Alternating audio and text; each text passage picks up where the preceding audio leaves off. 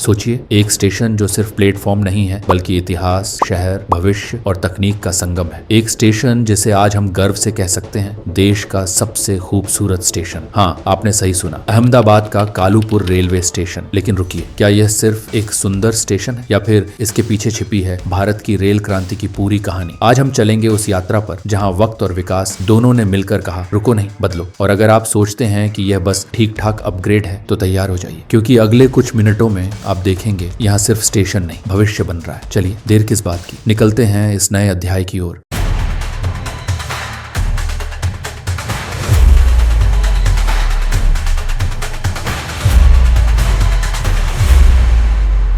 अहमदाबाद के दिल में बसा कालूपुर स्टेशन। हर दिन हजारों यात्री, ट्रेन की आवाजें, चाय की खुशबू और भीड़ का शोर। लेकिन इसके पीछे एक सच्चाई थी, पुरानी इमारतें, सीमित प्लेटफॉर्म्स और बढ़ता ट्रैफिक। सोचिए, एक ऐसा स्टेशन जो हर दिन लगभग 1,20,000 यात्रियों को संभाल रहा था और अब लक्ष्य है इसे 3,01,000 यात्रियों तक ले जाने का। क्या यह मुमकिन है? बिल्कुल। और इसी सोच से जन्म हुआ एक नए विजन का, देश का सबसे खूबसूरत और सबसे आधुनिक रेलवे स्टेशन। यानी अब यह स्टेशन सिर्फ अहमदाबाद का नहीं बल्कि पूरे भारत की प्रगति का प्रतीक बनने जा रहा है। अब बात करते हैं उस मेगा प्लान की जिसने इस सपने को आकार दिया। भारतीय रेलवे ने इस रीडेवलपमेंट प्रोजेक्ट के लिए लगभग 2,383 करोड़ का निवेश तय किया है और लक्ष्य रखा गया है साल 2027 तक पूरा करना। सुनने में बहुत आसान लगता है ना, लेकिन जब आप ग्राउंड पर देखते हैं तो यह मिशन किसी विज्ञान प्रयोग से कम नहीं है। सोचिए, नए प्लेटफॉर्म्स, विशाल concourse hall, elevated road network,